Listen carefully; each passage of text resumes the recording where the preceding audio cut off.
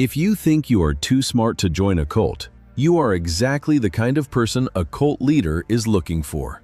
Seriously, go ahead and look in the mirror, because that person looking back at you is the perfect candidate for a total psychological takeover. Welcome back, my little seekers of ultimate truth. Today, we are performing a deep dive into the dark machinery of the cult. We are not just talking about people in white robes living on a farm and waiting for a spaceship. We are talking about the high-level social engineering that can turn a rational, educated human being into a mindless fanatic in less time than it takes to get a college degree. We are going to explore the masterminds who realize that the human brain has a secret back door, and they have been using it to walk right into your subconscious and rearrange the furniture. Today, we are learning how to hack a human soul, and why you might already be halfway into a cult without even realizing it. Welcome to the psychology of the fringe, where your free will is the first thing on the menu. We live in a world where everyone is looking for meaning, belonging, and a sense of purpose, and that is exactly where the predator waits. Why did 900 people drink poison in the middle of a jungle for a man they once thought was a saint? Why do people spend their life savings on a multi-level marketing scheme or a political ideology that clearly hates them? Are we, as a species, biologically wired to be led by charismatic psychopaths? Today, we are going to dismantle the B.I.T.E model of social control, explore the chilling experiments of Leon Festinger on cognitive dissonance, and look at the historical wreckage of Jonestown and Heaven's Gate. By the end of this journey, you will realize that a cult is not a building or a group, it is a state of mind. But before we can understand the fanatic, we have to look at the first step of the trap, the love bomb. Picture this.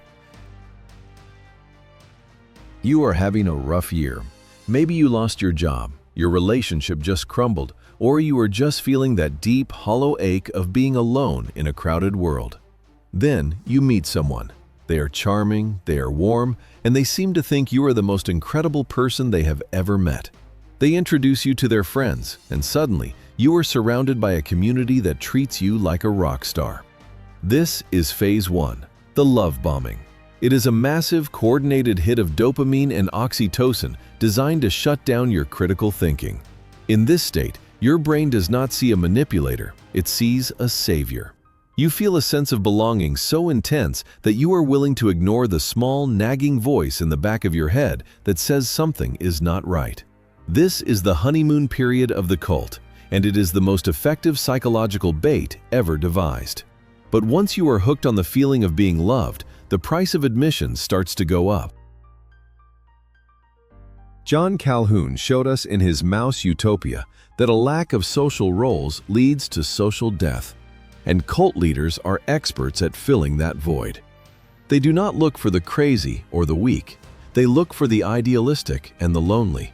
They offer you a job, a mission, and a seat at the table of the enlightened. But to keep that seat, you have to start making small, incremental sacrifices. First, it is just a weekend seminar. Then, it is a few hours of volunteer work. Then, they suggest that your family and old friends are holding you back from your true potential. They start to isolate you, not by building a fence, but by building a wall of perceived superiority. You are the chosen ones, and everyone else is just a sheep or a threat. And this is where the real brainwashing begins. Because once you are isolated, the cult leader becomes your entire world. Let us look at the man who literally wrote the book on this, Leon Festinger.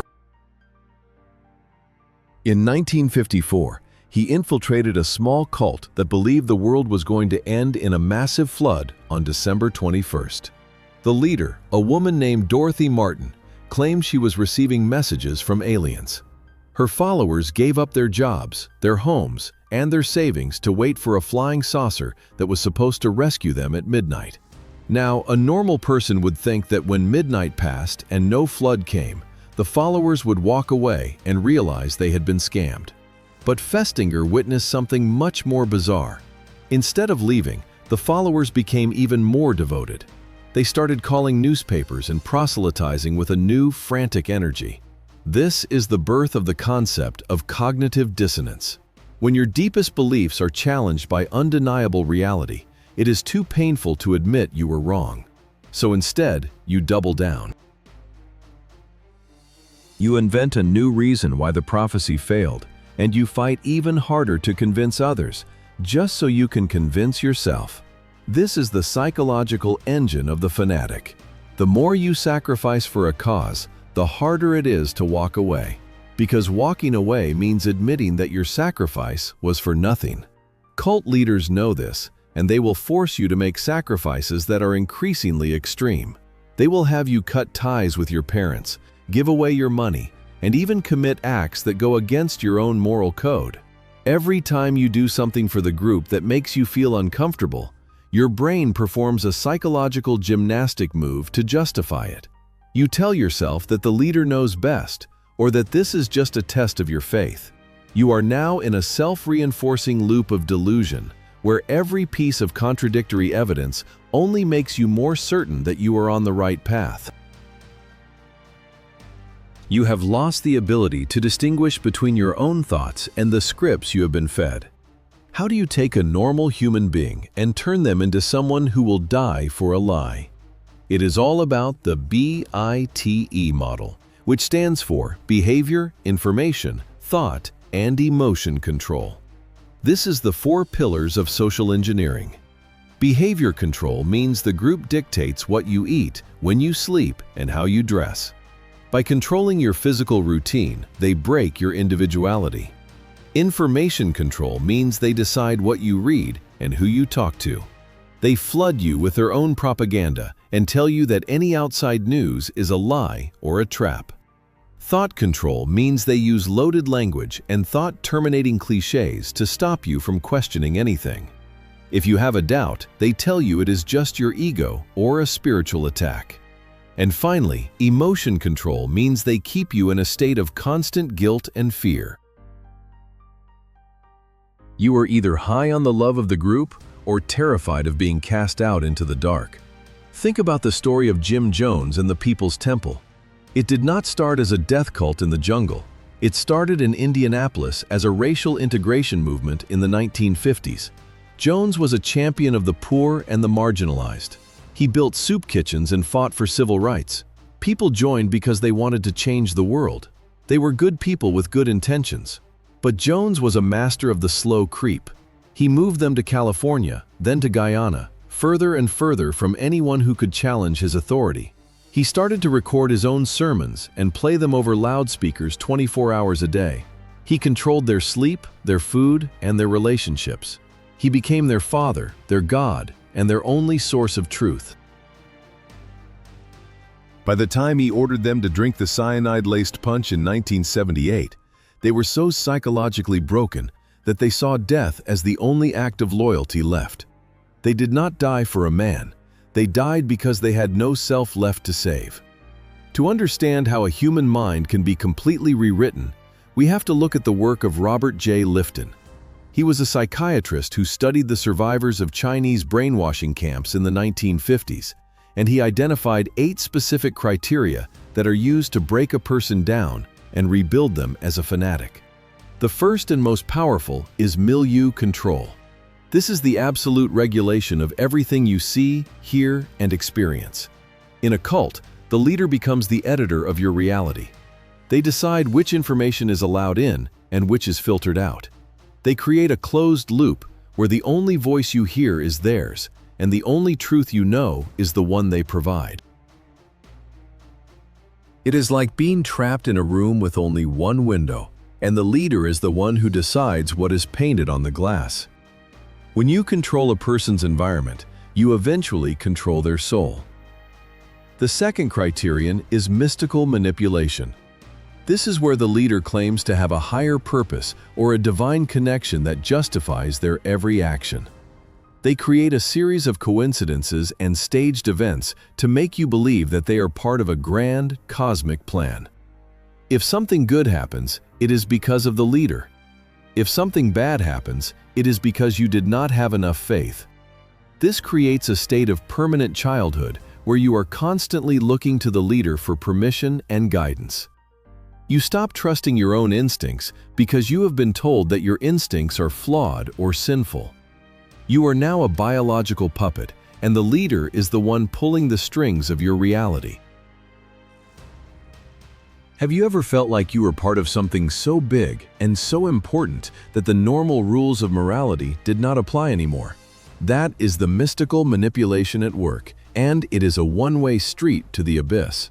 This brings us to the chilling story of Heaven's Gate. In 1997, the world was shocked when 39 people were found dead in a luxury mansion in San Diego, all wearing matching black tracksuits and brand new sneakers. They believed that a spaceship was hiding behind the Hale-Bopp comet and that the only way to reach it was to leave their earthly containers behind.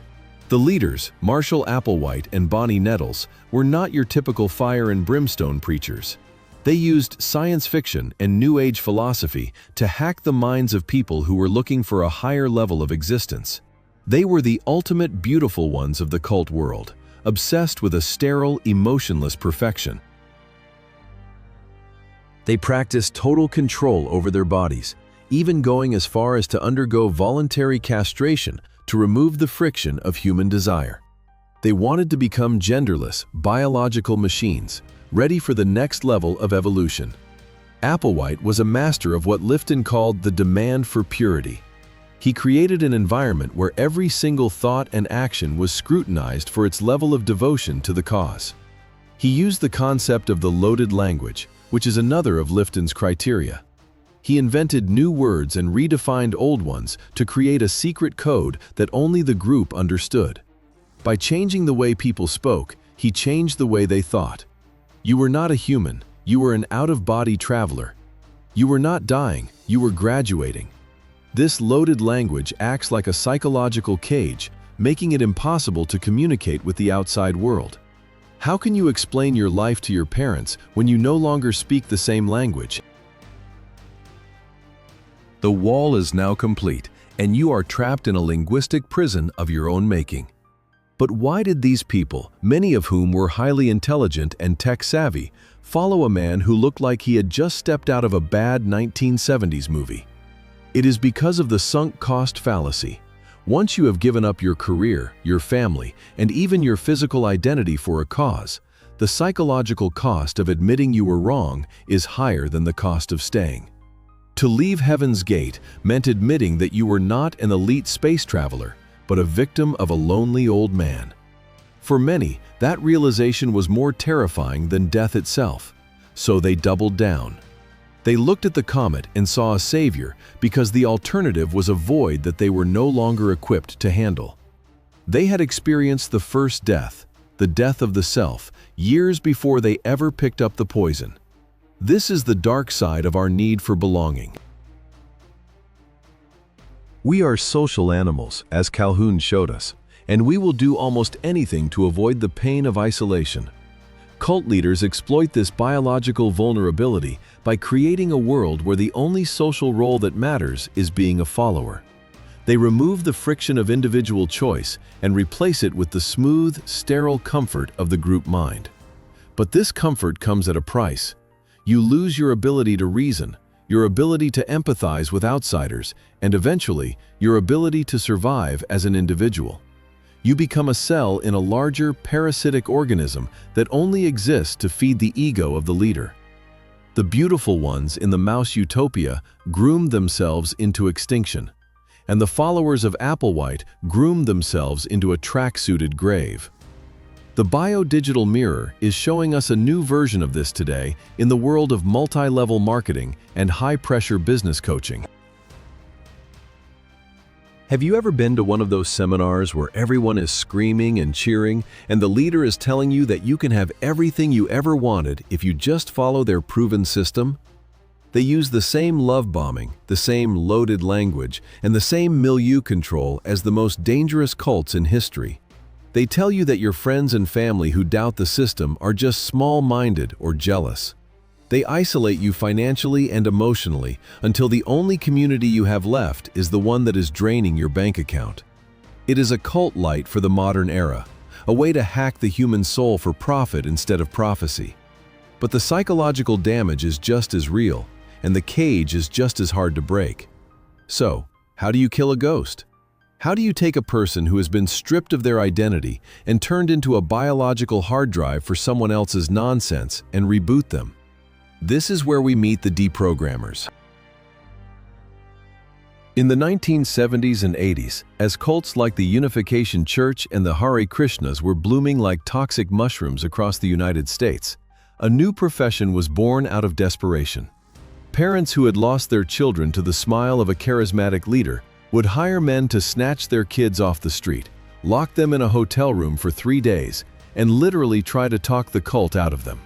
It was a brutal, high-stakes game of psychological tug-of-war. But the deprogrammers realized something fundamental about the human mind. You cannot just slap the crazy out of someone. If you attack the leader or the group directly, the person will only retreat deeper into their cognitive dissonance.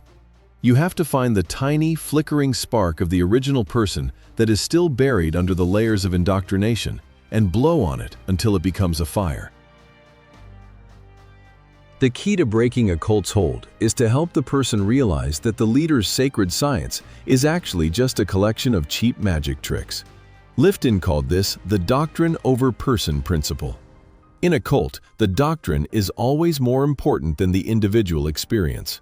If the doctrine says the world is ending, and it does not, it is not the doctrine that is wrong, it is your perception. Deprogrammers work to flip this.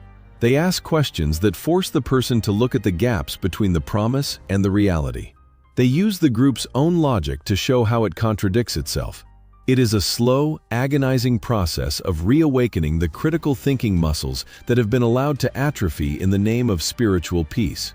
It is the psychological equivalent of learning to walk again after being in a cast for 5 years.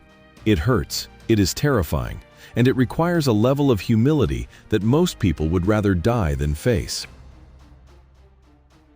But even if you manage to escape the cage, the world outside can feel like a cold and meaningless void. This is what we call post-cult trauma. Many survivors describe a feeling of floating, a state where they no longer know what is real or who they are supposed to be. They have spent years being told exactly what to think and how to feel, and suddenly they are back in the driver's seat of a car they forgot how to steer. They miss the certainty. They miss the love bombing. They miss the feeling of being part of a cosmic mission. This is why so many people leave one cult only to join another 6 months later. They are looking for that dopamine hit of belonging that the real world is often too busy or too indifferent to provide. They are the human beautiful ones, looking for a new nesting box where the corn is always full and the social friction is zero. Which brings us back to the most dangerous cult leader in history, the algorithm. We are currently living through a fragmentation of reality that Edward Bernays could only dream of. We have moved from the mass propaganda of the 1920s to the hyper-personalized propaganda of the 2020s. Your smartphone is a milieu control device that you carry in your pocket. It filters your information, regulates your emotions through likes and notifications, and provides a constant stream of loaded language from your digital tribe. You are being love-bombed by engagement and fear-mongered by the news cycle every single time you unlock your screen. We are creating millions of tiny digital microcults where truth is decided by the group, and anyone who disagrees is a bot, a shill, or an enemy of the people. We are rebuilding the B.I.T.E model on a global scale, and the leader is not a man in a robe, but a line of code designed to keep you scrolling until your soul evaporates. How many of your beliefs are actually yours, and how many are just the result of your digital milieu control? Have you noticed how we have stopped talking to people who disagree with us? That is behavior and information control in its purest form. Have you noticed how we use certain words as thought-terminating cliches to end any real discussion? That is the loaded language of the digital cult. We are voluntarily entering cages that are even more sophisticated than the metal boxes John Calhoun built for his mice. We are sacrificing our individuality for the comfort of the echo chamber, and we are doing it for free. We are becoming a society of shiny, groomed fanatics, ready to bite and scratch anyone who dares to suggest that our digital paradise is actually a graveyard. This is the final answer to the big questions we asked at the beginning. No one is too smart to join a cult, because intelligence is just a tool we use to rationalize our desire to belong. The more intelligent you are, the better you are at inventing reasons why the flying saucer is definitely coming this time. We are biologically wired to follow the tribe because for 99% of our history, being cast out meant certain death. The cult leader is just a hunter who knows how to use our own evolutionary biology as a trap. They offer us the feeders and the nesting boxes, and we walk right in because we are terrified of the silence of the abyss.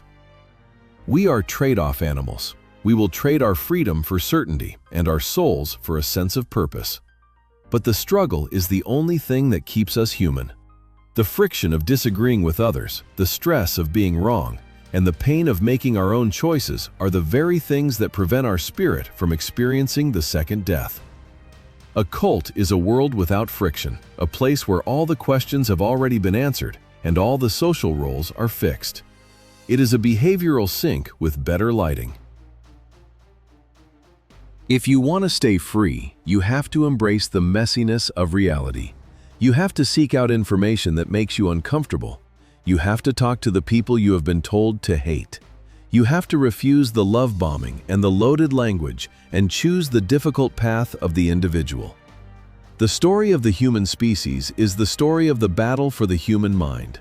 From the kings of the Iron Age to the influencers of the digital age, the game has never changed. They want your attention, they want your labor, and they want your submission. They want to be the ones who dispense your existence. But the exit is still open. It is in every book you read that challenges your worldview. It is in every conversation you have where you truly listen to someone else. It is in every moment where you choose to think for yourself instead of following the script of the herd. The cage is only as strong as your fear of the dark, and you are the only one who can decide when it is time to turn on the light. As we look at the wreckage of Jonestown and the sterile perfection of Heaven's Gate, let them be a warning of what happens when we stop being architects of our own reality. We are the first generation of humans with the power to reach out across the globe and connect with anyone. Yet we are more fragmented and isolated than ever before. We are building digital microcults that are turning us into the beautiful ones of the modern era. But we still have the choice to break the cycle. We still have the power to overcome the dopamine trap and the milieu control. We still have the will to power that can lead us out of the behavioral sink and into a world where truth is more than just a group's consensus. Thank you for staying until the end of this journey into the dark heart of the cult. If this exploration of mind control and social engineering made you look at your own beliefs or your own digital habits with a sense of suspicion, then we have done our job. We are here to show you the wiring of the world so you can stop being a component in the machine. Subscribe and join the resistance against the engineering of consent. We will be back soon with more deep dives into the masterminds and the monsters who shaped our reality. Until then, keep your logic sharp, keep your questions loud, and for heaven's sake, stop looking for a savior and start looking for yourself. The world is messy, the truth is hard, and you are on your own. And that is exactly where your freedom begins. Goodbye for now, my little escapees from the group mind. Stay dangerous.